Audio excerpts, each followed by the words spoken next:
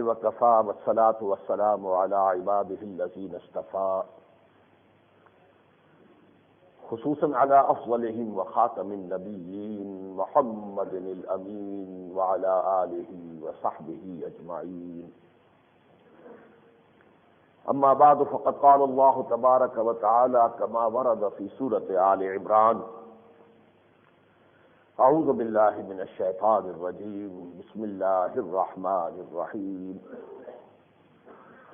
ضربت عليهم الذلة أينما ثقفوا إلا بحبل من الله وحبل من الناس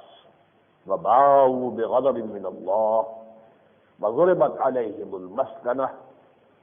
ذلك بأنهم كانوا يكفرون بآيات الله ويقتلون الأنبياء بغير حق ذلك بما عصوا وكانوا يعتدون. فقال عز وجل كما ورد في نفس السورة: إذ قال الله يا عيسى إني متوفيك ورافعك إلي ومطهرك من الذين كفروا وجاعل الذين اتبعوك فوق الذين كفروا إلى يوم القيامة ثم إلي مرجعكم فأحكم بينكم فيما كنتم فيه تختلفون.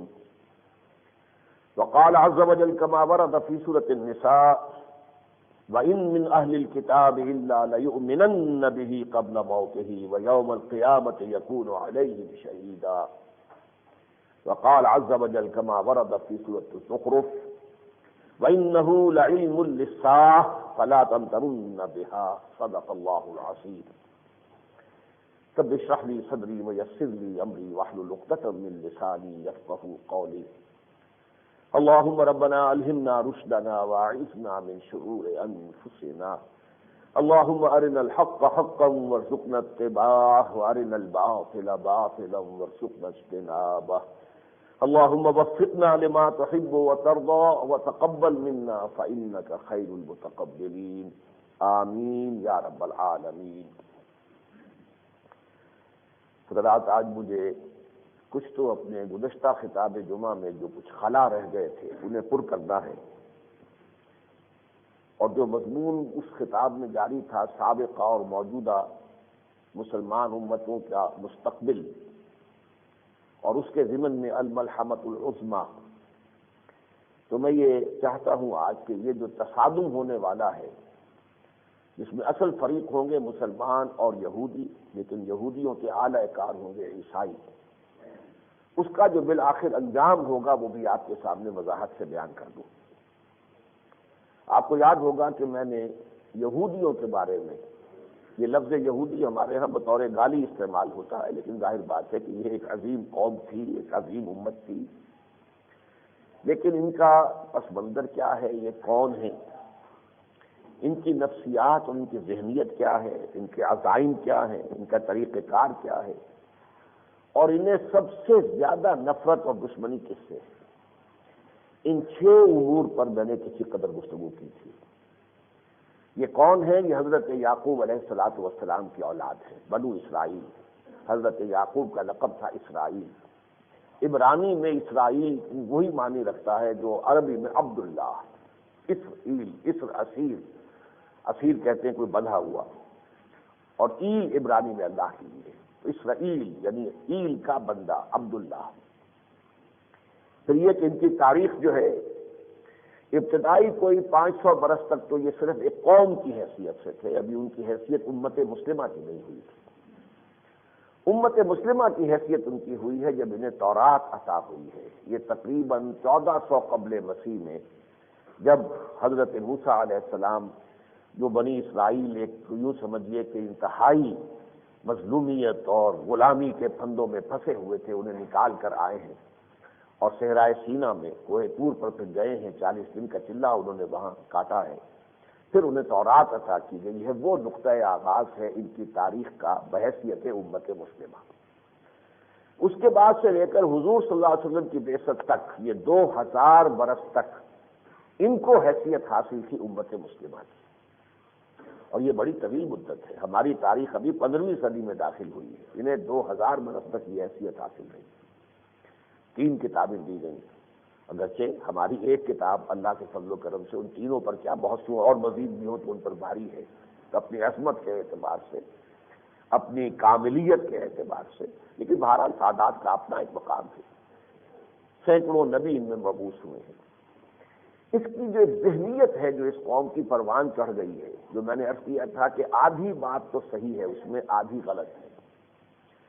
وہ ذہنیت یہ ہے کہ we are the chosen people of the lord, ہم اللہ کے پسندیدہ بندے ہیں، چہیتے ہیں، لاڈلے ہیں،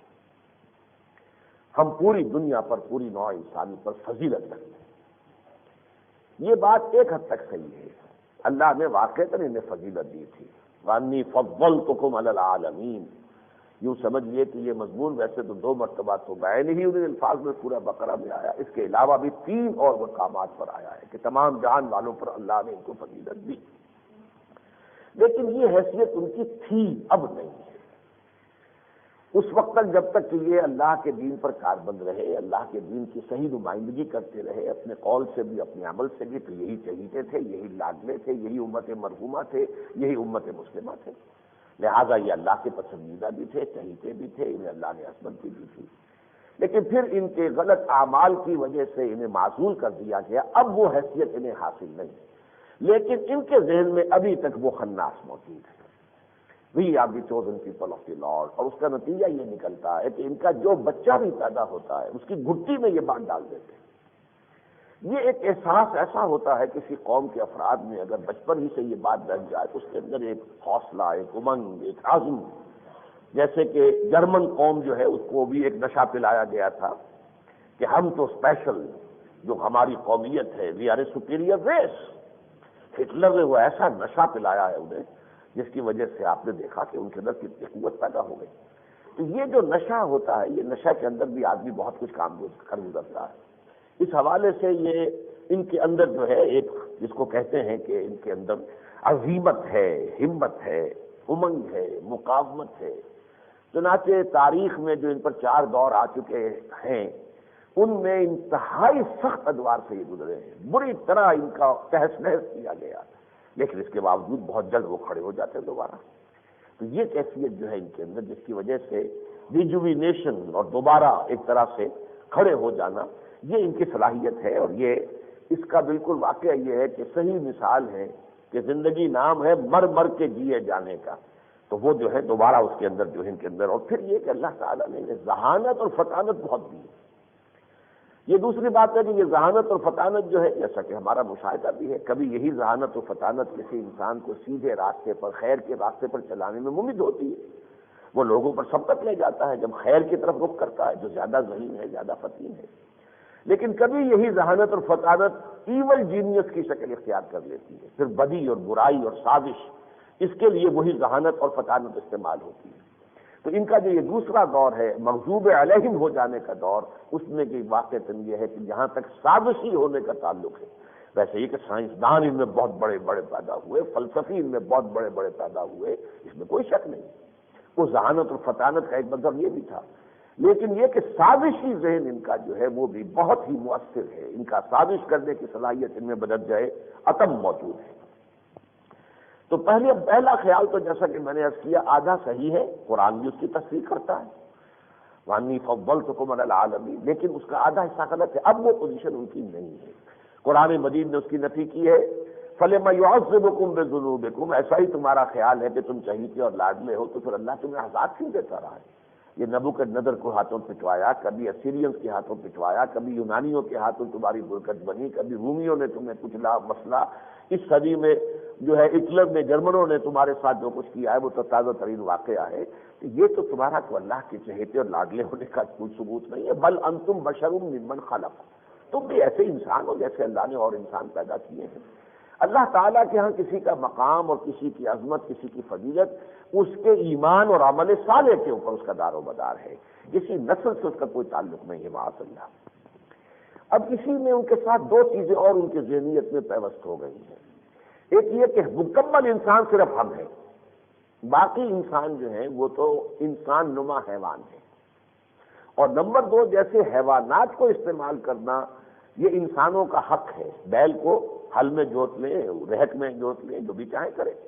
اسی طریقے سے ہمارا حق ہے کہ ہم باقی انسانوں کو استعمال کریں، استحصال کریں، ان کا خون چوسیں، بائی ہک اور بائی کروک، جائز یا ناجائز کسی بھی راستے سے، یہ ہمارا حق ہے۔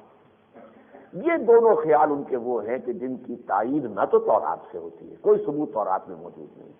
قرآن نے تو نفی کی ہے بل انتم بشر ممن خلق، جیسے اور انسان ہے ویسے تم انسان ہو۔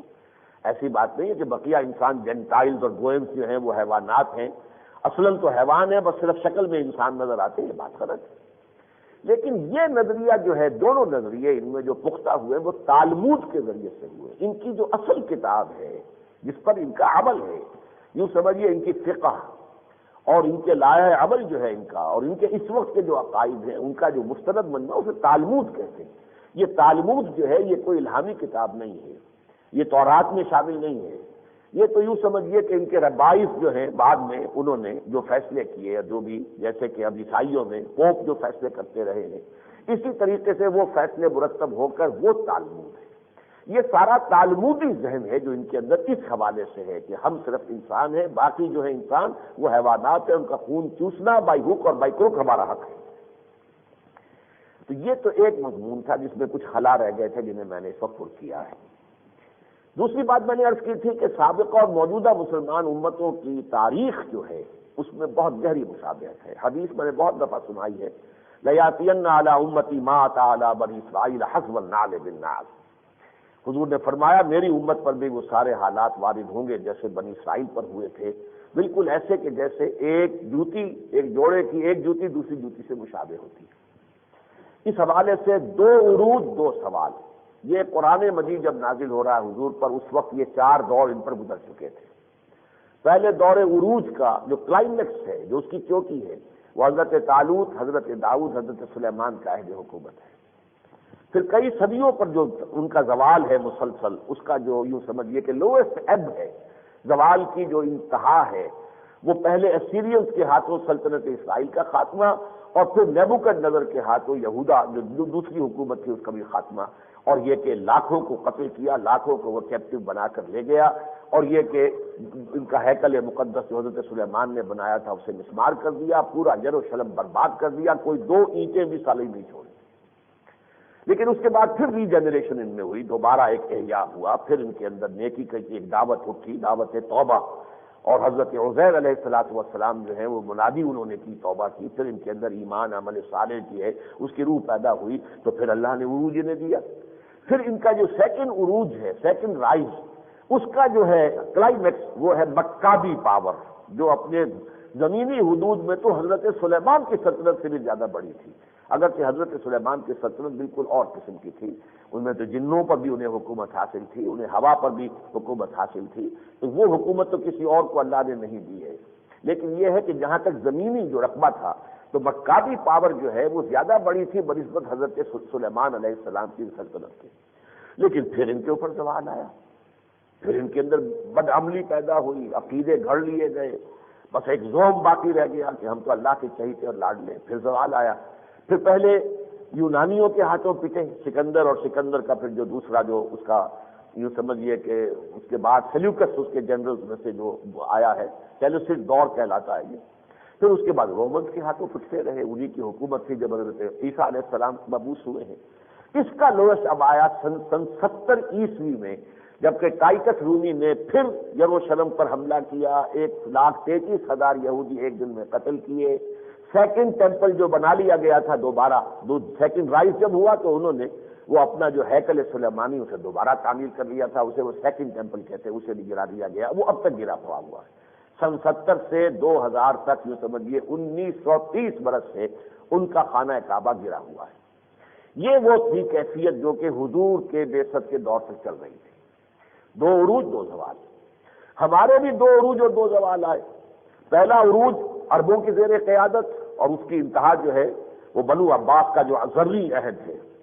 ہارون الرشید اور مامون الرشید کا دور، عظمت کے اعتبار سے وہ ہمارا دنیاوی اعتبار سے عظمت کی انتہا ہے۔ پھر زوال آیا، وہاں اسیرینز کے ہاتھوں آیا تھا، یہاں صلیبیوں کے ہاتھوں آیا،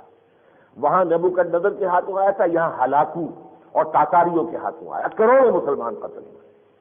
لیکن پھر ایک احیاء ہوا، لیکن اب یہ احیاء جو ہے یہ عربوں میں نہیں ہوا، بلکہ اللہ تعالیٰ نے انہی تاتاریوں کو اسلام کی توفیق دے دی جن کے ہاتھوں کروڑوں مسلمان قتل ہوئے تھے۔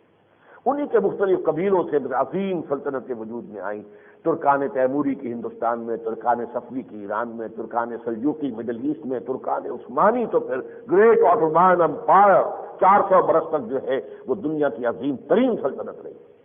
لیکن پھر زوال آیا۔ اس زوال کا آغاز ہو گیا تھا اسپین کے خاتمے سے، لیکن یہ کئی 100 برس اس میں لگے ہیں، ہوتے ہوتے اس صدی کے آغاز میں پہلی جنگ عظیم کے بعد ملت اسلامیہ امت محمد لوسٹ ایب پر آ چکی تھی۔ دنیا میں کوئی آزاد مسلمان ملک نہیں رہا تھا سوائے نجد کا علاقہ، جس میں تیل اس وقت تک نکلا نہیں تھا، اس لیے وہ آزاد تھا۔ اگر تیل کہیں ہو چکا ہوتا دریافت تو سب سے بڑی تو وہاں پر جو ہے پنجے گڑے ہوتے، لیکن دنیا پورا عالم اسلام جو ہے وہ کولونیل پاورز کا غلام ہو کر رہ گیا۔ یہ لوسٹ ایب پر ہم پہنچے ہیں۔ اب اس کے بعد سے ایک اپورڈ موومنٹ شروع ہوئی ہے جو دونوں کی ہے، لیکن میں اس کا بعد میں عرض کروں گا کہ یہ تو میں نے مشابہت آپ کے سامنے بیان کی ہے ان دونوں امتوں کی، 2 عروج 2 سوال۔ ان میں کچھ فرق بھی ہے، 4 امور نوٹ کر لیجئے کہ ان دونوں کی تاریخ میں فرق ہے۔ پہلا یہ کہ ان کی تاریخ میں انقلاب کی تکمیل اور اسلامی ریاست کا قیام حضرت موسیٰ کی زندگی میں نہیں ہو سکا، ان کے انتقال کے بعد ہوا، اور وہ بھی ایک حکومت نہیں 12 حکومتیں انہوں نے بنا لی۔ لہذا ان کا جو دور خلافت راشدہ ہے وہ حضرت موسیٰ کے 300 برس بعد شروع ہوا ہے، یعنی جسے ہم کہتے ہیں حضرت طالوت، حضرت داؤد، حضرت سلیمان کا عہد حکومت، یہ گویا کہ ان کا دور خلافت راشدہ ہے۔ لیکن ان کے رسول اور اس خلافت راشدہ میں 300 سال کا فصل ہے، جبکہ ہمارے ہاں اللہ کے فضل و کرم سے، حضور کے دست مبارک سے، حضور ہی کی محنت اور جد و جہد سے، اور آپ کے ساتھ آپ کے صحابہ کرام کی قربانیوں سے، محمد الرسول اللہ والذین معہ، ان کی کوششوں سے حضور کی زندگی ہی میں جال حق و ذاق الباطل، انقلاب مکمل ہوا اور پورے جزیرہ نما عرب پر اللہ کا دین غالب ہو گئے، اور خلافت راشدہ بھی متصل ہے، کوئی فصل نہیں ہے۔ پھر تو وہ گاڑی جو چلی ہے آگے تو پھر حضرت ابوبکر، حضرت عمر، حضرت عثمان، اور یہ نوٹ کیجئے وہاں بھی 3 ہی کو میں گن رہا ہوں خلفائے راشدین میں سے، طالوت، داؤد، سلیمان علیہ السلام، یہاں بھی 3 ہی ہیں اصل میں۔ حضرت علی خلیفہ راشد ہے، لیکن حضرت علی کے دور میں وہی حادثہ ہو گیا تھا کہ جو اس سے پہلے حضرت سلیمان کے انتقال کے بعد ہوا تھا کہ وہ پوری مملکت 2 حصوں میں تقسیم ہو گئی تھی، ایک اسرائیل، ایک یہودا۔ اسی طرح حضرت علی کے عہد خلافت میں بھی پورے عالم اسلام پر حضرت علی کی حکومت قائم نہیں ہو سکی، شام اور مصر علیحدہ رہے، تقسیم ہو گئے۔ بہرحال ہمارا خلافت راشدہ کا دور جو ہے وہ ساتھ ساتھ چلا ہے، یہ فرق ہے بہت بڑا ہمارے اور سابقہ امت مسلمہ میں۔ دوسرا فرق یہ ہے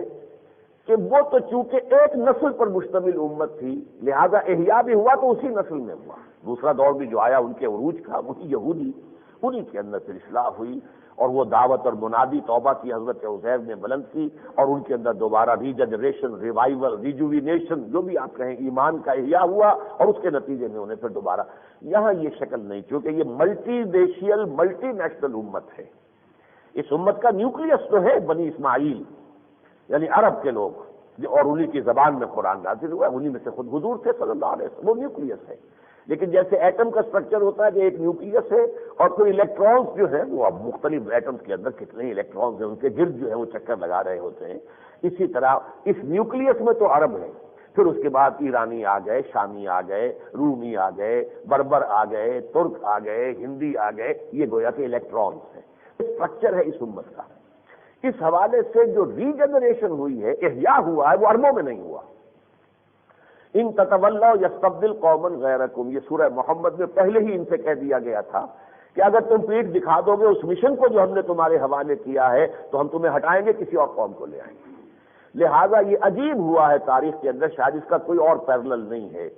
کہ کروڑوں مسلمان قتل ہوئے تاتاریوں کے ہاتھوں، پھر وہ تاتاری ایمان لے آئے، اور انہی کے مختلف جو ٹرائبز تھے، قبیلے تھے، انہی کے ذریعے سے اسلام کا دور عروج جو ہے، دوسرا دور عروج شروع ہوا ہے۔ اور یہ ذہن میں رکھیے یہ حضرت یافس کی اولاد ہے، جبکہ یہ سیمیٹکس جو ہے یہ حضرت سام کی اولاد ہے۔ سیمیٹکس اسی لیے کہلاتے ہیں، گویا کہ جو امیین ہیں، جو نیوکلیس ہے اس امت کا، وہ سیمیٹک ہے، سامی النسل ہے، اور یہ جو تھے یہ ہے یافس، حضرت نوح علیہ السلام کے جو دوسرے بیٹے ہیں ان کی اولاد ہیں۔ تو یہ گویا کہ حضرت نوح علیہ السلام کی ایک نسل سے امت مسلمہ کی قیادت دوسری نسل کو منتقل ہو گئی۔ تیسری بات یہ ہے کہ یہ جو تیسرا دور عروج شروع ہوا ہے، اس میں یہ سابقہ امت ہم سے ذرا آگے چلی گئی ہے. جیسے کہ دوڑ ہو رہی ہے نا تو کوئی شخص پہلے ہی سے آگے کھڑا ہوا ہو وہ دوڑے گا، تو اس وقت مقابلہ جو ہے ذرا ان ایکول اس اعتبار سے محسوس ہو رہا ہے کہ وہ ان کا پلڑا بھاری نظر آ رہا ہے. پہلی بات تو یہ نوٹ کیجئے کہ یہ تیسرا عروج جو ان کا ہے اس کو اگر سنوار ذہن میں رکھیں گے تو انہوں نے جو بینکنگ کا نظام یورپ میں قائم کیا پچھلے کوئی 300 برس ہوئے ہیں اس کے ذریعے سے پورے یورپ کی قوتوں کو انہوں نے اپنے شکنجے میں کس لیا. پھر انہی بینکرز نے، یہ ایلڈرز آف دی زائن، یہ بینکرز تھے سب کے سب،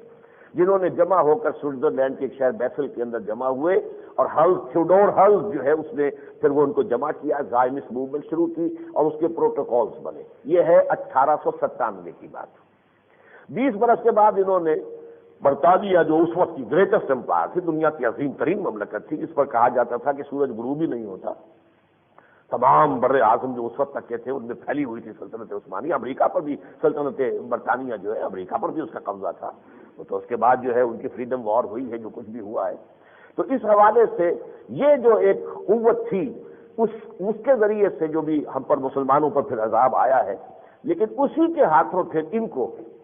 وہ بالفور ڈکلیریشن کے ذریعے سے یہ حق حاصل ہوا کہ یہ فلسطین میں جائیداد خرید سکتے ہیں، سیٹل ہو سکتے ہیں. پھر اس کے بعد زمانہ ذرا بدلا ہے.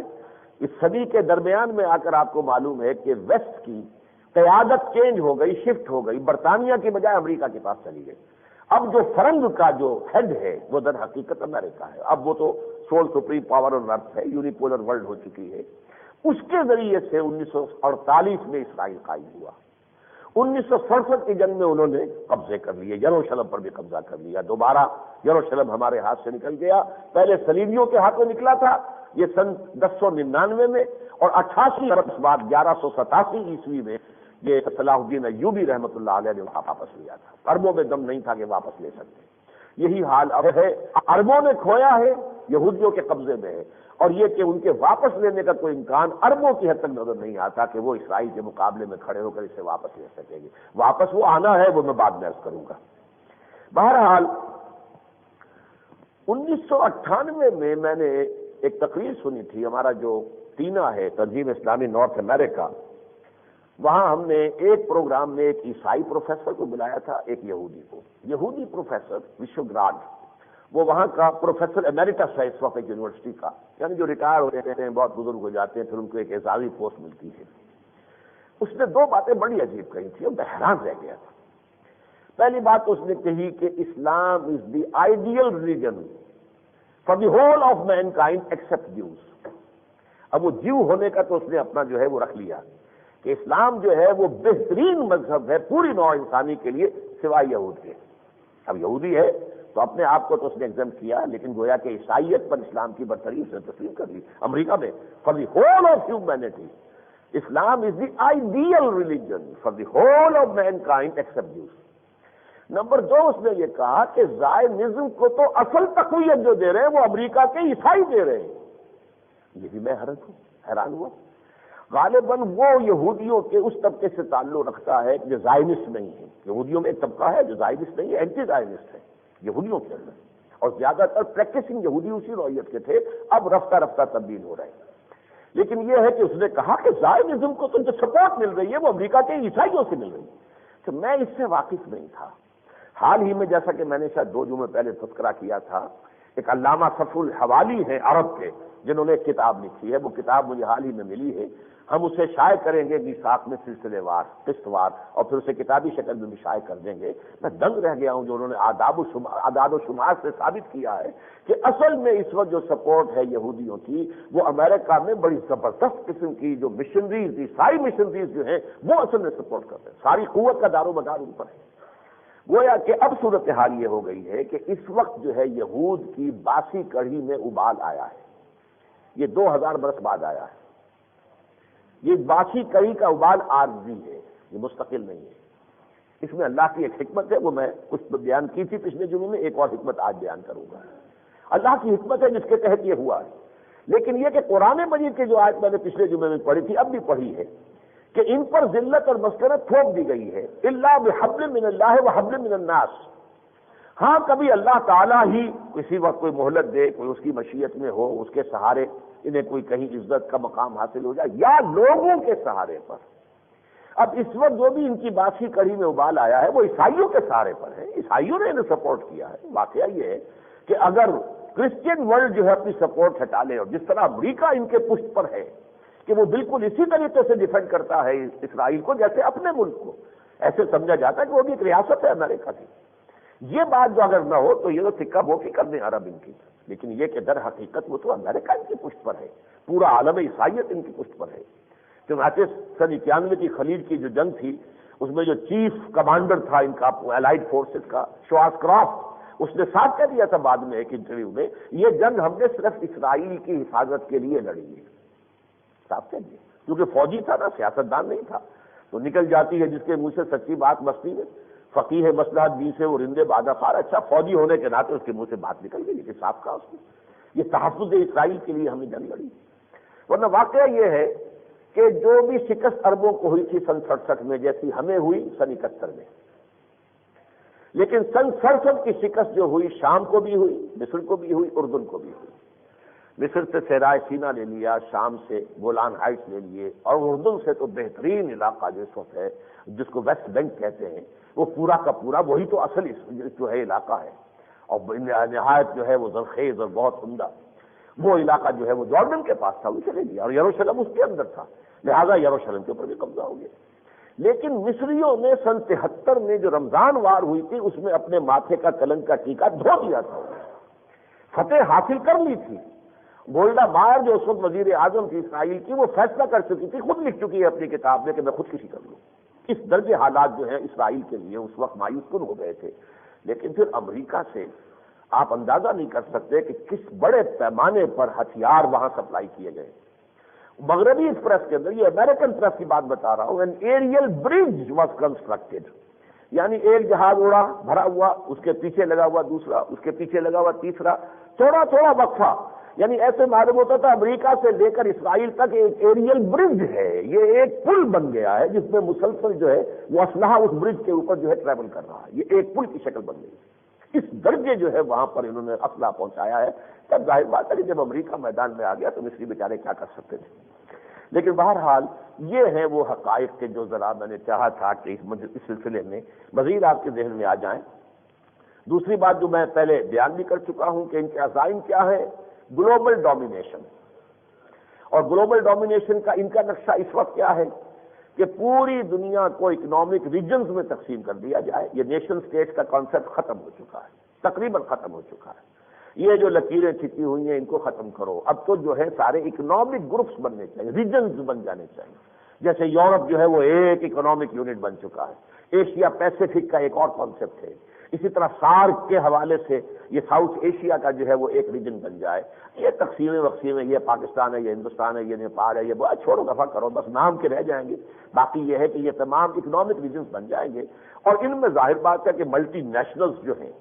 اور وہ ورلڈ ٹریڈ آرگنائزیشن کے ذریعے سے ساری دنیا کے لوگ محنت کریں گے، مشقت کریں گے، لیکن اس میں کمائی جو ہے ان کی، اس کی ملائی وہ ان بینکوں کے ذریعے سے، قرضوں کے ذریعے سے، ان کے سود کے ذریعے سے یہ ساری کی ساری اسرائیل کی طرف آتی چلی جائے گی۔ اس طریقے سے گلوبل ڈومینیشن یہ ان کا اصل میں مقصد ہے۔ مذہبی جو ان کے یہودی ہیں ان کا کانسیپٹ ذرا مختلف ہے، ان کے سامنے دو مقاصد ہیں۔ یہ جو پہلا میں نے مقصد بیان کیا ہے یہ ہے سیکولر زائنسٹ جو یہودی ہے اس کا۔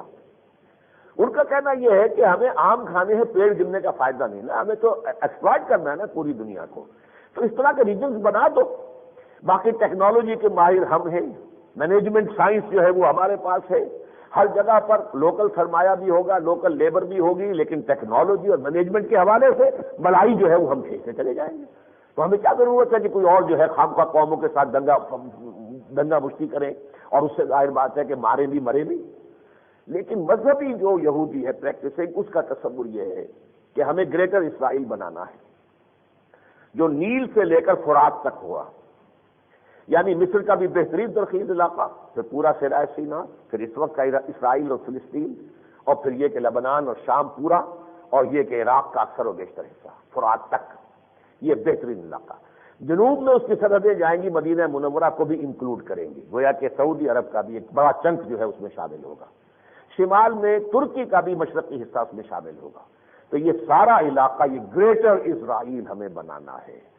یہ مملکت حضرت سلیمان کی تھی یا مکابی پاور کی ہو سکتی ہے ایک زمانے میں ہو، بہرحال یہ ان کا گریٹر اسرائیل کا نقشہ۔ نمبر 2 یہ کہ ہمیں ہر قیمت پر اپنا ٹیمپل تعمیر کرنا ہے، اور وہ بات سمجھ میں آتی ہے، ان کا خانہ کعبہ ہے وہ،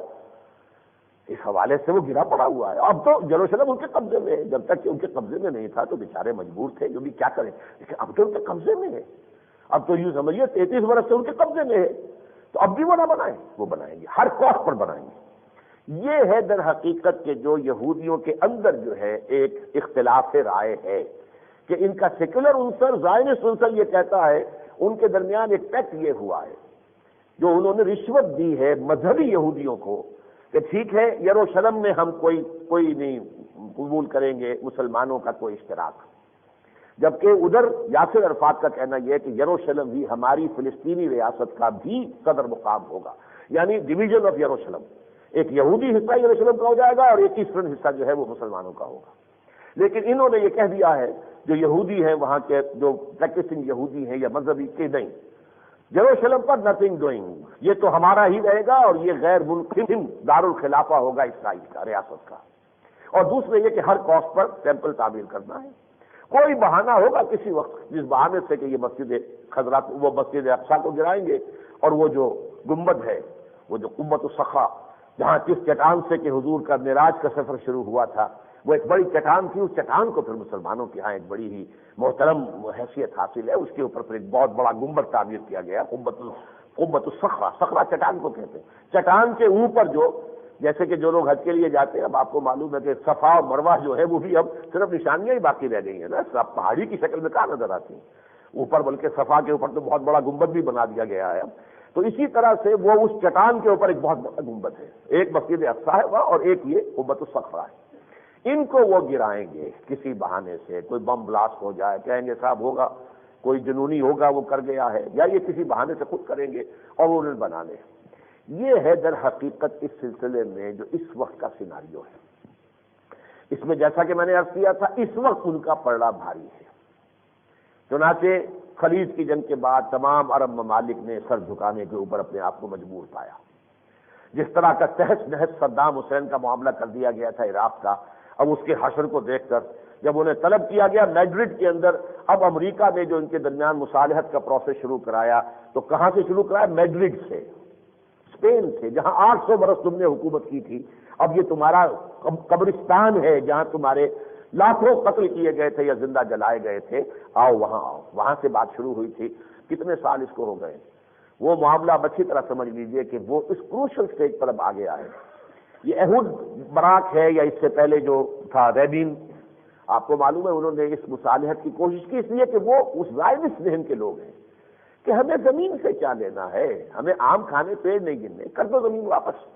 سینائی واپس کر دیا مصر کو، اب گولان ہائٹس کے لیے بھی کچھ تیاری کر رہے ہیں، اور اس طرح جو لبنان کے جنوبی علاقے سے بھی اپنی فوجیں واپس بلانے کی بات کر رہے ہیں کہ جولائی تک ہم واپس بلا لیں گے، اور ویسٹ بینک سے بھی رفتہ رفتہ ابھی 10% دے دیا ہے، 6% دے دیا، علاقہ جو ہے وہ فلسطینیوں کے کنٹرول میں آتا جا رہا ہے۔ تو وہ لینڈ فار پیس، اس فارمولے کے تحت کہ زمینی جو ہم نے قبضے کیے ان کو واپس کر دیے جائے تاکہ امن ہو جائے۔ امن ہو جائے، یہ پورا ایک ریجن ہوگا، تیل ان کا ہے، دولت ان کے پاس ہے، پیٹرول ڈالر کے انبار ان کے پاس ہے، پھر یہ کہ غریب عرب بے شمار ہیں کہ جو محنتی ہمیں مل جائیں گے لیبرس کی حیثیت سے، تو اس ریجن کو تو ہم بنا دیں گے پوری دنیا کے اندر جو انڈسٹریل جو ہے اس کے ٹاپ پر لے جائیں گے، اور اس کو ملائی ہم کھائیں گے، مکھن ہم کھائیں گے، چھاچھ ان کو پلائیں گے۔ یہ ہے ان کا جو ذہن ہے، چاہے وہ اسحاق ریبین ہو یا یہود برق ہو جو آیا ہوا ہے۔ یہ برق ہے اصل میں، برق بجلی، کیونکہ یہ عبرانی زبان ہے، تو عبرانی زبان میں اور عربی میں بہت قرب ہے، تو یہ گویا کہ بجلی برق کی طرح سے کام کرنے والا ہے، وہ نظر بھی آتا ہے، بہت تیز جو ہے آدمی ہے، اس یہ ہے یہود۔ لیکن جیسا کہ میں نے عرض کیا کہ انہوں نے یہ رشوت دے دی ہے ان یہودیوں کو، اور چونکہ یہ مذہبی یہودی مطمئن نہیں ہے اس پروسیس سے، یہی وجہ ہے کہ ایک یہودی نوجوان نہایت خوبصورت، اس کی شکل تصویر جب چھپی تھی تو معلوم ہوتا تھا خوبصورت افغان مجاہد ہے، گولڈسٹین، اور امریکہ کا رہنے والا اور ڈاکٹر تھا وہ، جس میں کہ چند سال پہلے کا واقعہ یاد ہوگا، مسجد الخلیل میں داخل ہو کر اور فجر کی نماز میں جو پھر فائرنگ کی ہے تو 40 کے قریب جو ہے فلسطینیوں کو شہید کیا ہے نماز کی حالت میں، اور کچھ جو ہے وہ بہت سے جو ہے زخمی ہوئے، پھر خودکشی کر لی۔ پھر ایک یہودی نوجوان نے ہی اسحاق رابین کو قتل کیا ہے کہ کیوں تم یہ جو ہے ارتھ فار پیس، لینڈ فار پیس کا معاملہ کیوں لے کر چل رہے ہیں؟ ہمیں تو گریٹر اسرائیل بنانا ہے، جو رقبہ آ چکا تم وہ بھی واپس کر رہے ہو، یہ کیا بات ہے؟ ہمیں تو بنانا گریٹر اسرائیل۔ تو یہ کانفلکٹ جو ہے مذہبی یہودیوں کا اور جو سیکولر یہودی ہے زائنسٹ ذہن کا ہے، ان کے درمیان اسرائیل میں ابھی چل رہا ہے۔ لیکن یہ جان لیجئے کہ اب جو آخری تصادم ہے وہ بہت قریب آ چکا ہے۔ اس وجہ جیسا کہ میں نے عرض کیا تھا کہ ہماری بھی اپورڈ موومنٹ شروع ہوئی ہے، ہماری اپورڈ موومنٹ شروع ہوئی ہے اس صدی کے وسط سے۔ ہم تقریباً کوارٹر سینچری تو کم سے کم پیچھے ہیں ان سے۔ ان کی تھرڈ موومنٹ اپر جو شروع ہوئی ہے 1917 کم سے کم شروع کر لیجئے، جبکہ انہیں دوبارہ آباد ہونے کا حق دیا گیا۔ ہمارا یہ ہوا ہے کہ جب مڈل آف دس سینچری میں اس صدی کے وسط میں پھر جو تحریکیں چلی اور ملک آزاد ہوئے ایک ایک کر کے، پاکستان آزاد ہوا، پھر انڈونیشیا آزاد ہوا وغیرہ وغیرہ، یہ ملیشیا وغیرہ ہوتے ہوتے یہ سارا تقریباً تمام عالم اسلام آزاد ہو گیا۔ تو یہ گویا کہ اپورڈ موومنٹ تیسری ہماری ہے، ان کی اپورڈ موومنٹ ہم سے ذرا آگے چلی ہے، اور چونکہ پورا کرسچین ورلڈ ان کی پشت پر ہے اس لیے اس وقت ان کی گڈی جو ہے وہ بہت چڑھی ہوئی ہے، ان کی طاقت ہے، ان کے سپورٹرز بہت ہیں، وہ پورے جو ہے کنٹرول کر رہے ہیں امریکہ کی پالیسیز کو، پوری دنیا کا جو ہے سرمایہ کاری کو وہ کنٹرول کر رہے ہیں، سرمایہ دار سب سے بڑے وہ ہیں اس اعتبار سے۔ لیکن یہ ہے کہ یہ معاملہ جب آگے بڑھے گا تو یہ بھٹی کسی بھی وقت دہک سکتی ہے، اس لیے کہ یہ پیس پروسیس اس سٹیج پر اب آ گیا ہے کہ ستمبر کا آخری ڈیڈ لائن ان کا ہے آپس میں کہ اس وقت تک ہمیں پیس پروسیس کو مکمل کر لینا ہے۔ لیکن اب یہ کئی سال سے یہ پروسیس جو چلتا ہے پھر رک جاتا ہے، پھر چلتا ہے پھر رک جاتا ہے، بس آپ خبروں میں دیکھتے رہیے۔ اب پھر فلسطین کے یاسر عرفات اور ادھر سے پہلے اسحاق رابین یا کوئی اور ہوتا تھا، اور اس کے بعد جو ہے اب یہ یہود مبارک ہے، تو اس طریقے سے۔ لیکن یہ کہ کہیں کوئی نتیجہ نہیں نکل رہا۔ کچھ زمینیں تو انہوں نے تھوڑی سی واپس کی ہیں، اور ایک سلک جو ہے اتھارٹی بنا دی ہے فلسطینیوں کے ہاتھ میں، اس کے چیئرمین جو ہے یاسر عرفات ہیں۔ لیکن یہ کہ وہ جب یروشلم کا معاملہ آئے گا، اور خاص طور پر جو فلسطینی جو ہے مہاجرین کی حیثیت سے پوری دنیا کے اندر پناہ گزین پڑے ہوئے ہیں، ان کے واپس فلسطین میں آنے کا معاملہ آئے گا، تو یہ دو ایشوز ہیں کہ جن پر کوئی کمپرومائز کرنے کے لیے اسرائیل تیار نہیں، لہذا یہ پروسیس ختم ہو جائے گا۔ اسی طرح چونکہ کلنٹن صاحب جو ہے ان کا کچھ نفسیاتی سا مسئلہ یہ بن گیا ہے کہ وہ تاریخ میں اپنا نام رکھنا چاہتے ہیں کہ ایک ایسا صدر بھی امریکہ کو ملا تھا، چاہے وہ جو بھی اس لڑکی کی وجہ سے، کیا نام تھا اس کا، مونیکا لیونسکی، وہ اس کی وجہ سے جو بھی اس کے اوپر جو بھی کالک اس کے ملی گئی تھی چہرے پر، لیکن دنیاوی سطح پر اپنے ملک میں بھی وہ بہت کامیاب رہا۔ معیشت جو ہے اس کے دور میں امریکہ میں جتنی اونچی گئی ہے، واقعہ یہ ہے کہ اس کا بوجھ نہ سمجھا جاتا ہے، اور اس اعتبار سے انتہائی پاپولر ہے۔ اور دوسرے وہ دنیا کی سطح پر چاہتا ہے کہ میں ایک پیس میکر کی حیثیت سے اور صلح کرانے والے آدمی کی حیثیت سے تاریخ میں میرا نام جائے، اسی لیے وہ کسی طریقے سے کوشش کر رہا ہے کہ یہودیوں کا فلسطینیوں کا بھی معاہدہ ہو جائے۔ اسرائیل کا اور شام کی درمیان بھی انہوں نے گفتگو شروع کی، اگرچہ وہ بھی ناکام ہو گئی ہے۔ اسی طرح وہ چاہتے ہیں، ان کی واقعی دلی یہ خواہش ہے کہ بھارت اور پاکستان کے مسئلہ میں کوئی ٹھیک ہو اور یہاں پر بھی جو ہے وہ امن پیدا ہو جائے۔ تو اس حوالے سے کوششیں اپنی جگہ پر ہے، لیکن جو نظر آ رہا ہے وہ یہ ہے کہ یہ کہیں بھی کامیابی نہیں ہوگی، اور یہ بھٹی کسی بھی وقت دہک سکتی ہے۔ یہ بھٹی جب دہکے گی، مثلاً یہ کہ کبھی قبۃ الصخرہ گزار دیا جائے، مسجد اقصیٰ گرا دی، کیا ہوگا؟ عالم عرب میں حکومتیں اور ہیں، عوام اور ہیں، عوام میں نوجوان، وہ جو تحریکیں ہیں، جو گما اسلامیہ مصر کی نظر آتی ہے، FIS نے جو کچھ کر کے دکھایا جیسا ہے، وہ نوجوانوں کے اندر تو بڑی تڑپ ہے، بہت جذبہ ہے، جانے دینے جو ہے ان کے لیے بڑا بائے ہاتھ کا کھیل ہے۔ کتنے عرب آئے ہیں اور انہوں نے افغانستان میں آ کر جو ہے وہ اپنی جانیں دی ہیں۔ اسی طریقے سے یہ ایک عرب ہی تو ہے جو اس وقت بغاوت کی ہے، یہ جو بھی معاملہ شروع کیا تھا چیچن مجاہدین نے، وہ ابن خطاب ہے ایک جو اردن کا رہنے والا ہے، وہ ہے اصل میں کہ جو سب سے بڑا کھٹک رہا ہے، جیسے اسامہ ابن لادن کھٹکتا ہے امریکہ کی نگاہ میں، ایسے وہ ابن خطاب ہے۔ باقی یہ کہ ان کے اپنے بھی ہیں وہ جو بھی وہاں کے لوکل لیڈرز ہیں، لیکن زیادہ نمایاں وہ ہے۔ ان عربوں کی طرف سے جب احتجاج کا معاملہ اٹھے گا تو جو قیامت آئے گی، پہلے تو چونکہ حکومتیں وہ ہیں جو امریکہ کی جھولی میں، امریکہ کی جیب میں، وہ خود قتل کریں گے۔ جیسے 6000 مسلمان ہندوستان میں قتل ہوا پولیس فائرنگ سے، جب مسجد جو ہے شہید کی گئی، بابری مسجد ایودھیا کی، یہ ہو سکتا ہے کہ 60 لاکھ مسلمان قتل ہو جائیں، اور نوٹ کیجئے عین ممکن ہے، کیونکہ حضور کی وہ حدیث سنا چکا ہوں، لَيَأْتِيَنَّ عَلَىٰ أُمَّتِي مَا أَتَىٰ عَلَىٰ بَنِي إِسْرَائِيلَ حَزْوَ النَّعْلِ بِالنَّعْلِ۔ تو جو کچھ اس صدی میں ہوا ہے یہودیوں پر یورپ میں جرمنوں کے ہاتھوں، اللہ نہ کرے، اللہ نہ کرے، اللہ نہ کرے، لیکن آثار یہ ہے کہ وہی ہوگا۔ امت مسلمہ کا نیوکلیس جو ہے، نیوکلیس عرب، اس عالم عرب کے اوپر اس درجے کی انتہائی بڑی تباہی نظر آ رہی ہے سامنے۔ اب میں اس ضمن میں آپ کو کچھ حدیثیں سنانا چاہتا ہوں۔ پہلی حدیث بخاری شریف کی ہے، حضرت زینب بنت جحش رضی اللہ تعالی عنہا حضور کی زوجہ محترمہ ہیں، وہ فرماتی ہیں ان النبی دخل علیہا فزعن، کہ ایک دن حضور ان کے حجرے میں داخل ہوئے تو بڑے گھبرائے ہوئے سے تھے، گھبراہٹ طاری تھی۔ فقال، اور آپ نے فرمایا، ویل للعرب، ہلاکت اور بربادی ہے عربوں کے لیے، من شر قد اقترب، اس بدی سے، اس شر سے، اس خرابی سے، اس عذاب سے جو قریب آ چکا ہے۔ فتح اليوم من ردم یاجوج و ماجوج مثل هذه، حضور نے فرمایا یاجوج اور ماجوج کی جو دیوار تھی اس میں اتنا دروازہ کھل گیا ہے۔ آپ نے اپنے انگیٹھے کو وحلق باصبعيه الابهى والتي تليها، یہ انگوٹھا اور اس کے برابر والی انگلی سے آپ نے حلقہ بنایا، اتنا سوراخ اس دیوار میں ہو گیا ہے، یعنی یاجوج اور ماجوج کا خروج جو ہے اس کا آغاز ہو گیا۔ اس پر حضرت زینب فرماتی، میں نے عرض کیا یا رسول اللہ، اے اللہ کے رسول، انہلک وبیننا الصالحون، کیا ہم ہلاک کر دیے جائیں گے حالانکہ ہمارے مابین صالحین موجود ہوں گے، نیک لوگ موجود ہوں گے؟ فرمایا قال نعم، ہاں، ہلاکت آئے گی، بربادی آئے گی، اذا کثر الخبث، جب خباثت بڑھ جائے گی، غلبہ خباثت کا ہو جائے گا، جو آج ہے ان کی تہذیب، ان کا تمدن، ان کی مغربی پوری کی پوری چھاپ ان کے اندر جو ہے، اس سے دوسری حدیث بھی میں ابھی آپ کو سناؤں گا، تو معلوم ہوتا کہ وہ فتنہ تو آ چکا ہے۔ یہ یاجوج ماجوج کون ہے ان کو سمجھ لیجئے، چونکہ حضرت یافس کا میں ذکر کر چکا ہوں۔ حضرت یافس کے جو بیٹے تھے ان میں یہ نام آتے ہیں، گوگ اینڈ میگوگ، یاجوج اور ماجوج۔ ظاہر بات ہے یہ ساری چیزیں تورات میں ہیں، قرآن مجید میں ان چیزوں کا ذکر ہے تو اس کے لیے ہمیں لازماً رجوع کرنا ہوتا ہے تورات کی طرف، اس لیے کہ یہ تاریخ جو ہے قرآن نے اس طریقے سے بیان نہیں کی، اس لیے کہ وہ تورات کے اندر موجود ہے، رجوع کیجیے ادھر۔ تو یہ یاجوج ماجوج حضرت یافس کی قوم ہے، اور یہ یوں سمجھیے کہ سینٹرل ایشیا کے جو پہاڑی سلسلہ ہے اس سے حضرت یافس جو ہے اس کو عبور کر کے اس کے شمال میں جا کر آباد ہو گئے تھے۔ حضرت سام کی اولاد جنوب کی طرف اتری، عراق اور شام اور سعودی، یہ جو جزیرہ نما عرب کے اندر آباد ہوئی، سیمیٹکس یہاں تھے۔ حام کی اولاد دائیں بائیں پھیل گئی، ایران سے ہو کر ہندوستان کی طرف، اور ادھر یہ مصر اور حبشہ سے ہو کر یہ تین یہ حصوں کے اندر نوع انسانی بعد میں بنی ہے۔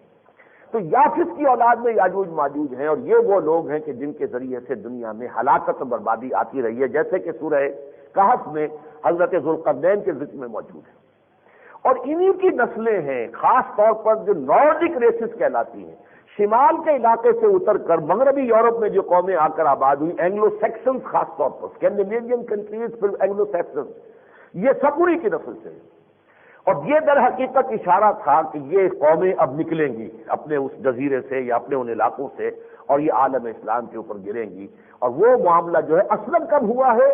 اب نوٹ کیجئے، یہ 3rd ملینیم کا انہوں نے آغاز کیا ہے نا،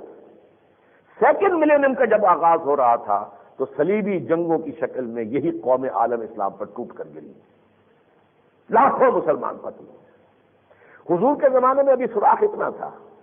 گویا کہ اس کے بعد ابھی 500 برس لگے یا 400 برس لگے اس سوراخ کو اتنا بڑا ہونے میں کہ یہ مغربی اقوام نکل کر، اور انہی کو اقبال نے بھی کہا ہے یاجوج و ماجوج، کھل گئے یاجوج اور ماجوج کے لشکر تمام، چشم مسلم دیکھ لے تفسیر حرف ینسلون، اذا فتحت یاجوج و ماجوج وہم من کل حدب ینسلون۔ تو یہ جو ہر طرف سے یہ آئے ہیں، انہوں نے آ کر حملہ کیا، عالم اسلام کے اوپر جو ہے اپنا قبضہ کیا ہے۔ یہ جو پہلے صلیبی جنگیں تھی، پھر یہ آئے ہیں سمندر کے راستے سے آئے ہیں، اور سمندر کے راستے سے آ کر پھر انہوں نے جو ہے پورے عالم اسلام کو زیر کیا ہے، جو اس صدی کے آغاز میں جا کر اپنے پہلی جنگ عظیم کے بعد اپنے عروج کو پہنچا معاملہ۔ تو حضور نے فرمایا کہ یہ یاجوج و ماجوج کی دیوار جو ہے اس میں سے اتنا سوراخ ہو گیا ہے، اور ان کی طرف سے اب یہ خطرہ ہے میری امت کے اوپر حملہ۔ اب دوبارہ یہ نوٹ کیجئے، وہ فرسٹ ملینیم ختم ہو کر دوسرا شروع ہوا تھا، اب دوسرا ختم ہو کر تیسرا شروع ہوا ہے، اور اب وہی جنگ صلیبی شروع ہو چکی ہے۔ نائجیریا کی خبریں آپ پڑھ رہے ہیں، ہزاروں مسلمان قتل کر دیے گئے ہیں صرف اس جرم کی پاداش میں کہ انہوں نے شریعت نافذ کر دی۔ یہاں تک کہ جو ان کی مرکزی حکومت ہے انہیں ہاتھ جوڑنے پڑ گئے عیسائیوں کے سامنے، ٹھیک ہے ہم روک لیتے ہیں پروسیس کو، شریعت ہم نافذ نہیں کرتے۔ بھائی تمہیں کیا تکلیف ہے؟ مسلم اکثریت کا علاقہ ہے، اس کے اندر وہ اپنی شریعت نافذ کرنا چاہتے ہیں، لیکن اس وقت جو ہو رہا ہے، جو خون کی ہولی کھیلی جا رہی ہے وہاں پر، یہ زیادہ اس کو نمایاں نہیں کر رہے ہیں، اس لیے کہ وہ مذہبی رنگ کی بات ہے نا۔ جو کچھ چچنیا میں یا کوسوو میں ہوا تھا اس سے بدتر سزا کے اوپر جو نائجیریا میں ہو رہا ہے، کیونکہ افریقہ کا جو بلیک افریقہ ہے اس کا سب سے بڑا مسلمان ملک نائجیریا ہے۔ باقی تو یہ کہ شمالی افریقہ کے تو بلیک لوگ نہیں ہیں، مصر ہے، لیبیا ہے اور الجزائر ہے اور ٹیونس ہے، وہ تو بڑے یہ جو مغرب کے لوگ کہلاتے ہیں تو یورپینز کی طرح جو ہے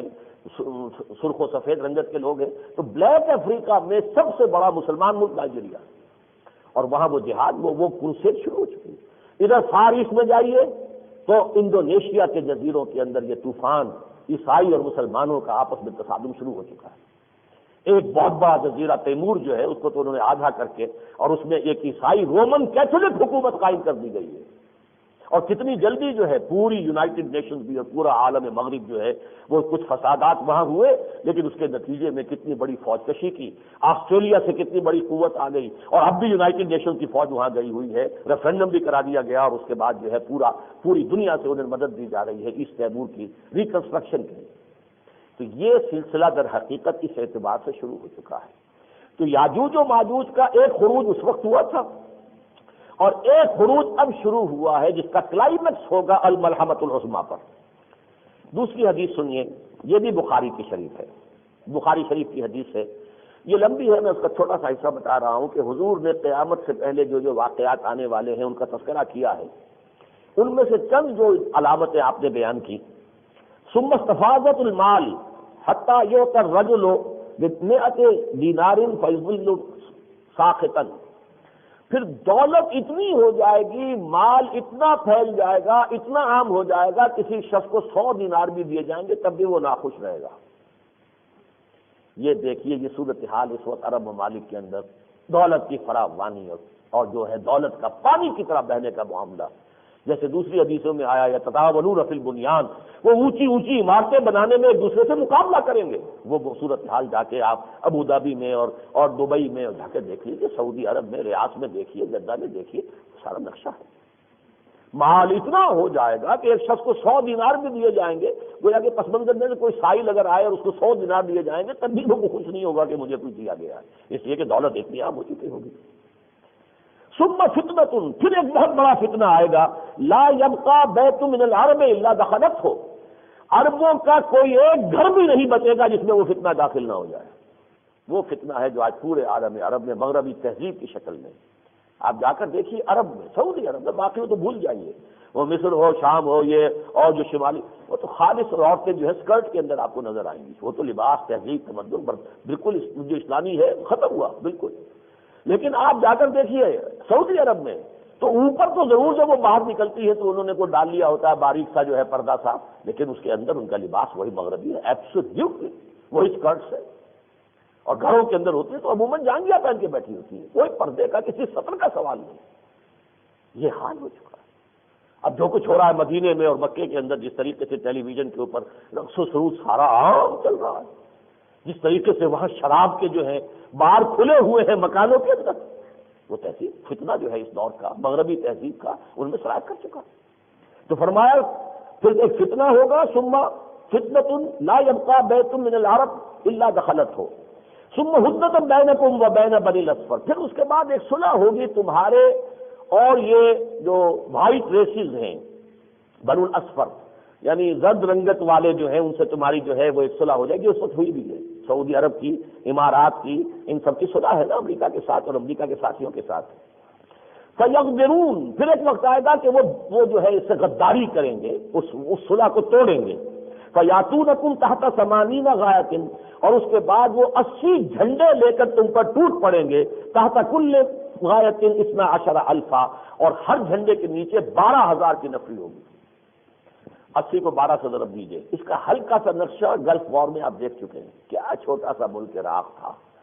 لیکن کتنی قوت جمع کی، لاکھوں کی تعداد کے اندر، کتنے ممالک وہاں پہنچ گئے اپنی فوجیں لے کر. لیکن یہ وہ ریہرسل تھا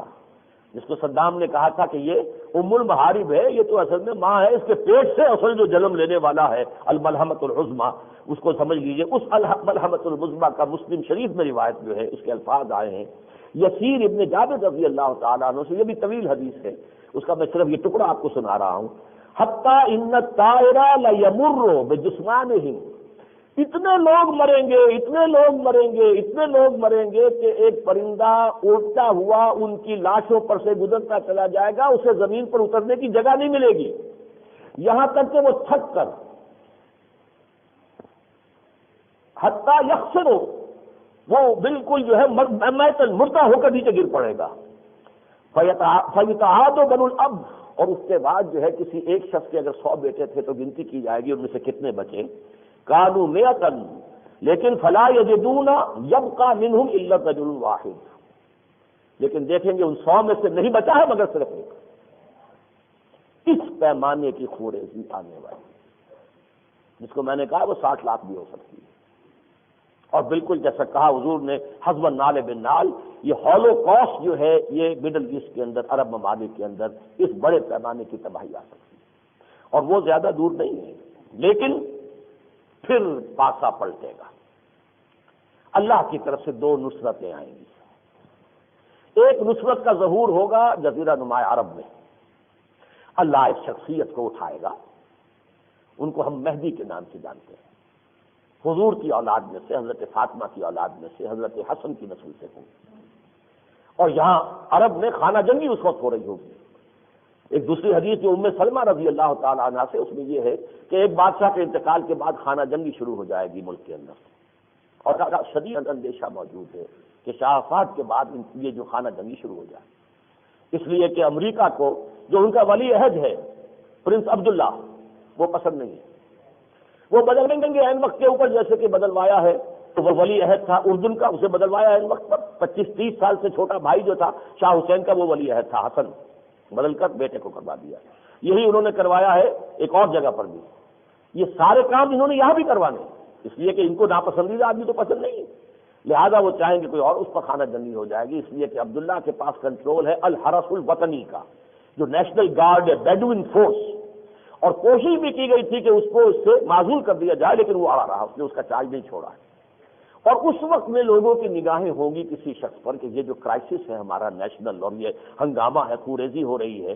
تو کوئی اللہ کا بندہ جس پر کہ نگاہیں جمی ہوں گی کہ اسے میدان میں آنا چاہیے اور یہ میدان میں آ کر لیڈ کرے، لوگوں کو رہنمائی دے. لیکن وہ صاحب اس سے کنی کترائیں گے، مدینے میں رہتے ہوں گے، پھر وہ وہاں سے بھاگ کر مکے میں جا کے چھپ جائیں گے. پھر کچھ اہل اللہ ہوں گے جو انہیں تلاش کریں گے اور انہیں مجبور کریں گے. اور جو خانہ کعبہ میں، یوں سمجھیے کہ خانہ کعبہ کے باہر جو رکن ہے جس میں کہ حجر اسود ہے، اور پھر وہ مقام ابراہیم، اس کے مابین ان کے ہاتھ پر بیعت کی جائے گی، وہ حضرت مہدی ہوں گی، ان کی حکومت عرب میں قائم ہوگی، ایک صالح خالص اسلامی حکومت قائم ہوگی. اس کے لیے حدیث موجود ہے جامع ترمذی میں. یہ حضرت ام سلمہ کی روایت جو میں نے سنائی ہے یہ سنن ابی داؤد میں موجود ہے کہ یہ تفصیل ہوگی، جس کے تحت شواہد نظر آ رہے ہیں، محسوس ہوتا ہے کہ بالکل اسٹیج سیٹ ہو رہا ہے اس کے لیے. لیکن یہ کہ جامع ترمذی کی روایت جو ہے حضور نے فرمایا صلی اللہ علیہ وسلم، اور یہ لا تذهب الدنيا حتى يملك العرب رجل من اهل بيتي يعطي اسمه اسمي، دنیا ختم نہیں ہوگی جب تک کہ عرب میں میری نسل سے، میری اولاد میں سے ایک شخص اس کا بادشاہ نہ بنے اور اس کی حکومت قائم نہ ہو، جس کا نام وہی ہوگا جو میرا نام ہے. بعض احادیث میں آتا ہے میرے نام پر اس کا نام ہوگا اور میرے والد کے نام پر اس کے والد کا نام ہوگا، یعنی والد کا نام عبداللہ اور ان کا اپنا نام محمد ہوگا. تو یہ ہے ایک روایت کے جو جامع ترمذی کی روایت ہے. تو ایک تو اللہ کی طرف سے مدد یہ ہوگی کہ مسلمانوں کو ایک لیڈر ملے گا، ایک رہنما ملے گا، متقی ہوگا، نیک ہوگا، اللہ کے ہاں اس کا ایک مقام اور مرتبہ ہوگا، اللہ کی مدد اور نصرت اس کے شامل حال ہوگی، اور جزیرہ نما عرب میں ایک خالص اسلامی حکومت قائم ہوگی. دوسری مدد جو آئے گی وہ حضرت مسیح کا نزول ہوگا. یہ ہے وہ مسئلہ جس کے لیے میں نے آج کچھ آیات بھی پڑھی تھی کہ حضرت مسیح علیہ السلام کو جب کہ ان کے اوپر جو ہے یہ دائرہ حیات اس دنیا میں تنگ کر دیا گیا تھا اور ان کو سولی پر چڑھانے کا فیصلہ ہو چکا تھا، تو عیسائیوں کے عقیدے کے مطابق تو وہ گرفتار ہو گئے۔ یوڈاس اسکیریوٹ ان کے جو ایک حواریین میں سے ایک شخص تھا، اس نے مخبری کی، گرفتار کروا دیا، وہ پھانسی چڑھ گئے اور وہ اس پر موت بھی واقع ہو گئی، لیکن پھر ریزریکشن ہو گئی، زندہ ہو گئے چند دن کے بعد، 3 دن کے بعد پھر آسمان پر چڑھ گئے اور پھر واپس آئیں گے۔ یہ عقیدہ ہے عیسائیوں کا۔ ہمارے نزدیک وہ ہرگز نہ انہیں سولی دی گئی، نہ انہیں وہ کوئی قتل کیا جا سکا، اللہ نے انہیں زندہ آسمان پر اٹھا دیا۔ چنانچہ اذ قال اللہ یا عیسیٰ، یاد کرو جب کہ کہا تھا ہے عیسیٰ انی متوفیک ورافعک، میں تمہیں اپنے قبضے میں، اپنے کنٹرول میں لے لوں گا، اپنے چارج میں لے لوں گا اور تمہیں اٹھا لوں گا اپنی طرف۔ ومطہرک من الذین کفروا، اور یہ جو یہودی کفر کر رہے ہیں، تمہارا انکار کر رہے ہیں، تمہیں جادوگر اور ولد الزنا قرار دے رہے ہیں، میں ان سے پاک کر دوں گا تمہیں۔ وجاعل الذین اتبعوک فوق الذین کفروا الی یوم القیامہ، اور جو لوگ تیری پیروی کریں گے اے عیسیٰ، جو تجھے مانیں گے، میں انہیں رکھوں گا قیامت تک غالب ان لوگوں پر جنہوں نے کفر کیا ہے، یہودیوں پر عیسائیوں کا غلبہ۔ آج بھی جیسا کہ میں نے کہا تھا کہ اگر باسی کڑی میں ابال آیا ہے تو وہ عیسائیوں کی بدولت، عیسائیوں کی سپورٹ سے آیا ہے،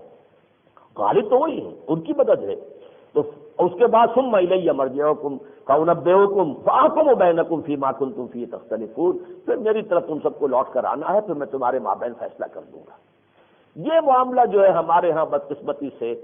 کہ جو یوں سمجھیے کہ جہاں تک مہدی کی روایات کا تعلق ہے وہ صحیحین میں نہیں ہے، صحیح بخاری صحیح مسلم میں نہیں ہے۔ اس اعتبار سے حضرت مہدی کے بارے میں کوئی کلام کرے، گفتگو کرے تو مجھے اس سے کوئی جھگڑا نہیں ہے، لیکن حضرت مسیح کے زندہ آسمان پر اٹھائے جانے اور ان کے دوبارہ آسمان سے نزول کا جو شخص منکر ہے، میرے نزدیک وہ حدیث کا منکر ہے، پھر وہ کسی حدیث کو نہیں مانتا، اس لیے کہ یہ تو تواتر کے ساتھ حدیث ہے۔ پوری کتاب لکھی ہے مولانا انور شاہ کاشمیری رحمۃ اللہ علیہ نے، کس قدر متواتر احادیث اس پر ہیں کہ اب وہ نازل ہوں گے، اور کب نازل ہوں گے؟ جب یہ آخری شو ڈاؤن ہو رہا ہوگا، حضرت مہدی کی قیادت میں عرب اور ادھر سے عیسائیوں کی طاقت ہوگی، جس کے اندر پہل مسلمانوں کا بہت نقصان ہوگا، عربوں کا بہت نقصان ہوگا، عربوں کا بہت نقصان ہوگا، لیکن اس کے بعد پھر پلڑا بدلے گا اور عربوں کا پلڑا کچھ بھاری ہونا شروع ہوگا، تو پھر یہودی بھی اور دجال اکبر بھی میدان میں آ جائیں گے۔ یہ بالکل ایسے ہی ہے جیسے کہ اس فرید کی جنگ میں ہوا تھا کہ ساری قوتیں جو ہے وہ میدان میں آئیں، لیکن ان سے کہہ دیا تھا اسرائیل سے تم بیٹھے رہو خاموش، تم بتاؤ، تمہاری پروٹیکشن ہمارے ذمہ ہے، تمہیں اگر صدام حسین کے سکڈ میزائل کا اندیشہ ہے تو لوگ پیٹریوٹک میزائل ہم دے دیتے ہیں، اس کے میزائل کو فضا ہی میں ختم کر دیں گے، تمہیں کوئی حملہ نہیں ہوگا، تم بیٹھے رہو۔ تم میدان میں آ گئے تو جو مسلمان ہمارا ساتھ دے رہے ہیں وہ پھر ہم سے باغی ہو جائیں گے، کیونکہ ایک نفرت ہے عالم عرب کو۔ سعودی عرب ہمارا ساتھ دے رہا ہے اور جو ہے مصر ہمارا ساتھ دے رہا ہے، یہ سارے عرب جو ہے اگر اسرائیل میدان میں کود جاتا تو پھر وہ نقشہ بدل جاتا۔ یہی معاملہ ہوگا الملحمۃ العظمیٰ کا کہ پہلے عیسائی قوتیں آئیں گی، 80 جو علم ہوں گے اور ہر علم کے نیچے 12,000 کی فوج، یہ سب عیسائی ہوں گے، اور یہ در حقیقت نیٹو کی طاقت ہے جو اب جمع کی جا رہی ہے، ری آرگنائز کی جا رہی ہے، اس میں بڑھتے جا رہے ہیں، فلاں ملک میں داخل ہو رہا ہے، اب تو روس بھی اس میں شامل ہونے کے لیے تیار ہے کہ میرے ساتھ یہ شرطیں ہیں، میں بھی نیٹو میں شامل ہونے کو۔ اب کس کے خلاف ہے؟ کون سی بڑی طاقت ہے؟ امریکہ کے بعد اور 10 پورے یورپ کے بعد کون سی طاقت ہے؟ اور وہ جو ہے چائنا جو ہے وہ تو ان کے ہاں موسٹ فیورڈ نیشن ہے، اس کے ساتھ تو کوئی لڑائی جھگڑا ہے ہی نہیں امریکہ کا، جاپان تو اس کا سب سے بڑا علاقہ، یہ پھر ہے کون؟ کس کے لیے ہو رہا ہے؟ یہ سارا کا سارا اس ملحمۃ العظمیٰ کی تیاری ہو رہی ہے۔ اس کو یوں سمجھیے، اردو میں ترجمہ ہوگا جنگ اعظم۔ آپ نے 2 عظیم جنگیں دیکھی ہیں، جنگ عظیم اول، جنگ عظیم دوم، لیکن یہ عظیم نہیں اعظم ہوگی، الملحمۃ العظمیٰ۔ ملحمہ کہتے ہیں جہاں کے گوشت کے ٹکڑے کیے جاتے ہیں، جو بچرز کی اور جو کسائیوں کی دکانیں ہیں عرب ممالک میں، اسے ملحمہ کہتے ہیں، گوشت کاٹ کاٹ کر یہاں پہ دیا جاتا ہے، تو ملحمہ جنگ کو کہتے ہیں جس میں کہ جسموں کے چیتڑے اڑتے ہیں۔ تو الملحمۃ العظمیٰ، عظمیٰ اعظم کا مؤنث ہے، وہ جنگ جو اعظم ہوگی، سب سے بڑی تاریخ انسانی کی جنگ ہوگی، جس کا میں نقشہ کھینچ چکا ہوں۔ اتنے لوگ مریں گے کہ پرندہ جو ہے اڑتا اڑتا تھک کر ہار کر گر جائے گا، لیکن اسے زمین پر خالی جگہ نہیں ملے گی جہاں وہ اتر سکے، لاشوں سے اٹی ہوئی ہوگی پوری زمین۔ یہ ہے احادیث۔ بدقسمتی سے ہمارے جدید تعلیم یافتہ لوگ آج کل احادیث نبویہ سے کو بہت مستغنی ہو گئے ہیں، اس کی کوئی حیثیت نہیں سمجھتے۔ غلام احمد پرویز صاحب کا شروع کیا ہوا فتنہ، اس سے پہلے یہ کہ علامہ مشرقی اور پھر سید احمد خان بھی مرحوم، اس کے اندر جو ہیں وہ کچھ ایسی تائیدیں کر گئے ہیں کہ جس کی وجہ سے حدیث کی طرف بہت کم رجحان لوگوں کا رہ گیا ہے۔ لیکن یہ احادیث وہ ہیں کہ جن کے موضوع ہونے کے لیے کوئی علت موجود نہیں، یا تو یہ کہ کوئی شیعوں نے گھڑ لی ہو حدیثیں اپنی فضیلت کے اندر حضرت علی کی فضیلت میں، یا سنیوں نے گھڑ لی ہو حدیثیں وہ اپنے موقف کے لیے، اس میں تو کوئی مسئلہ نہیں ہے، شیعہ سنی کا مسئلہ نہیں ہے، کسی اور کا مسئلہ نہیں ہے۔ تو جو موضوع حدیث کے جتنے بھی اسباب ہیں، علل ہیں، ان میں سے کوئی بھی موجود نہیں۔ بہرحال اس کا جو آخری وقت، اور یہ نوٹ کر لیجئے، یہ جو دو میں نے کہا تھا اللہ کی طرف سے تائیدیں آئیں گی، ایک مہدی، ایک حضرت مسیح علیہ السلام کا نزول، اور آخری جنگ یہودیوں کا استیصال ہوگا، وہ عذاب استیصال جو ڈیو تو ہو چکا تھا ان پر حضرت مسیح علیہ السلام کے بعد، کہ انہوں نے حضرت مسیح کو رد کیا اور اپنے بس پڑتے سولی پر چڑھا دیا، تو اسی طریقے سے مستحق ہو گئے تھے جیسے قوم نوح، قوم ہود، قوم صالح ہلاک ہوئی ہے، یہ بھی ہلاک کر دیے گا۔ لیکن اللہ نے انہیں زندہ رکھا ہے، کوئی مصلحت ہے، میں بیان کر چکا ہوں کہ وہ مصلحت کیا ہے،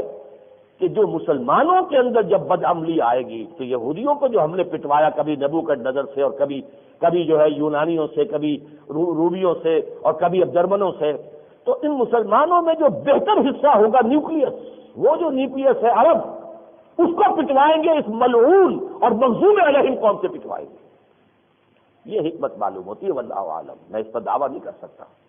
اس لیے کہ اسی وجہ سے حضرت مسیح کو بھی اٹھا لیا گیا، گویا کہ پورا جو ہے معاملہ سسپینس میں ہے۔ وہ رسول جن کو انہوں نے رد کیا ان کو اٹھا لیا گیا، اب وہ آئیں گے، انہی کے ہاتھوں یہود کا خاتمہ ہوگا، وہی جو الدجال المسیح الدجال یہودیوں کا لیڈر بن کر کھڑا ہو جائے گا، وہ مذہبی یہودی ہوگا جو کھڑا ہو جائے گا تنگ آ کر، وہ کہے گا کہ ہمیں یہ زائنسٹ منظور نہیں ہے، ہمیں تو گریٹر اسرائیل قائم کرنا ہے، ہمیں ہر حال میں جو ہے اپنا تھرڈ ٹیمپل تعمیر کرنا ہے۔ یہ کسی بھی وقت شو ڈاؤن ہو سکتا ہے، پریکٹسنگ یہود اور جو سیکولر یہودی ہیں ان کے مابین۔ پھر ان میں ایک لیڈر ابھرے گا، وہ ہوگا، وہ کہے گا میں مسیح ہوں، المسیح الدجال، وہ دجال ہے جس کو قتل کریں گے حضرت مسیح علیہ السلام، اور پھر ایک ایک یہودی قتل ہو جائے گا۔ در حقیقت یہ ساری جو اسرائیل کا قیام ہے، اور یہ جو پوری دنیا سے جھاڑو پھیر پھیر کر یہودیوں کو جمع کیا جا رہا ہے، اب یہ سلسلہ جاری رہے گا، یہ جو منتشر ہوگا کہ ڈایاسپورا میں، مشرق و مغرب اور شمال اور جنوب میں، یہ سب کے سب آئیں گے۔ ہو سکتا ہے ان کا ایک مرتبہ گریٹر اسرائیل بھی بن جائے، لیکن پھر وہی گریٹر اسرائیل ان کا گریٹر گریو یارڈ ہوگا، اور ایک ایک یہودی یہاں پہ ختم کیا جائے گا۔ یہاں تک آتا ہے کہ سوائے ایک درخت غرقد ہے، وہ تو یہودیوں کو پناہ دے گا، باقی کسی درخت کے پیچھے، کسی چٹان کے پیچھے یہودی چھپے گا، تو وہ درخت اور چٹان پکار کر کہے گی، اے عبداللہ، اے اللہ کے بندے، اے مسلمان، یہ یہودی میرے پیچھے چھپا ہوا، آؤ اسے قتل کرو۔ اور دجال جو ہے وہ مسیح الدجال کو، وہ المسیح ابن مریم، وہ اصل، وہ آ کے قتل کریں گے۔ یہ معاملہ ہے جو آ کر رہنا ہے، لیکن ان کے لیے میں چند منٹ آج زیادہ لے رہا ہوں آپ کے، ان کے لیے دو مددیں آئیں گی زمین سے، ایک تو حضرت اللہ کی طرف سے مدد، مہدی کا ظہور، اور نمبر دو نزول مسیح۔ ان دونوں کے لیے مدد آئے گی زمین سے، لیکن کہاں سے آئے گی؟ مشرق کی طرف سے اور خراسان کی طرف سے۔ پہلی حدیث سنیے، حضرت عبداللہ ابن حارث سے رضی اللہ تعالی عنہ، ابن ماجہ کی روایت ہے، یخرج الناس من المشرق یعطون للمہدی یعنی سلطانہ، مہدی کی حکومت کو جمانے اور قائم کرنے کے لیے فوجیں مشرق سے آئیں گی۔ ہم بھی اسی مشرق کے اندر آباد ہیں، اور اس کے لیے علامہ اقبال کا وہ شعر یاد کیجئے، میرے عرب کو آئی ٹھنڈی ہوا جہاں سے، میرا وطن وہی ہے، میرا وطن وہی ہے۔ دوسری حدیث ہے، یخرج من خراسان رایات و سود، خراسان کے علاقے سے سیاہ پرچم لے کر جو ہے فوجیں چلیں گی، لا یردھا شیء، انہیں ان فوجوں کا رخ کوئی نہیں موڑ سکے گا، ان پرچموں کا رخ کوئی نہیں موڑ سکے گا، حتیٰ تنصب بإیلیا، یہاں تک کہ وہ آ کر یروشلم میں نصب ہو جائیں گے۔ یروشلم کو دوبارہ یہودیوں سے واپس لینے والی قوت خراسان سے جائے گی، اور یہ خراسان کی قوت ہے جو تیار ہو رہی ہے طالبان کی شکل میں افغانستان کے اندر۔ یہ دو ملک ہیں، پاکستان اور خراسان، پاکستان اور افغانستان، ان کے اجتماع سے یہاں سے فوجیں جائیں گی، اور یہیں سے وہ فوجیں جائیں گی، حدیث میں آتا ہے کہ جو حضرت مسیح کے ساتھ ہو کر دجال سے جنگ کریں گے۔ فئتان، میری امت کے دو ایسے عظیم لشکر ہوں گے کہ جو، بلکہ دوسرا لفظ ہے وہاں پہ، جی اصحابتان من امتی، میری امت کے دو ایسے لشکر ہوں گے کہ جن کو اللہ تعالیٰ نے گویا کہ پہلے ہی سے جہنم سے چھٹکارے کا جو ہے انہیں وہ پرچہ دے دیا ہے، اور وہ کون ہوں گے؟ ایک وہ جو ہندوستان پر حملہ کرے گا۔ اگر یہاں اسلامی حکومت قائم ہو جاتی ہے پھر وہ طاقت اتنی ہوگی کہ پھر ہم ہندوستان کو بھی چیلنج کریں گے اور ہندوستان کو بھی فتح کریں گے۔ یہ دارالاسلام تھا۔ یہودی 2000 سال کے بعد اگر آ کر وہ اگر فلسطین کا دعویٰ کر سکتے ہیں تو ہم سے تو یہ کوئی ابھی صرف 200-250 برس پہلے ہمارے سے لیا گیا ہے نا، ورنہ اس سے پہلے 800 برس تک کون حکمران تھا یہاں؟ 1000 years defeat جو ہے جو کہی تھی، جو اس نے کہا تھا اندرا گاندھی نے بھی ہے avenge our 1000 years defeat، کس کے ہاتھوں تھی؟ اور دوسرا لشکر وہ ہوگا جو جائے گا اور دجال کے مقابلے میں حضرت مسیح کے ساتھ کھڑا ہو کر جنگ کرے گا۔ یہ معاملات ہیں آنے والے دور کی دھندلی سی ایک تصویر ان احادیث نبویہ کے اندر موجود ہے۔ اب میری اس پوری گفتگو کا حاصل کیا ہے؟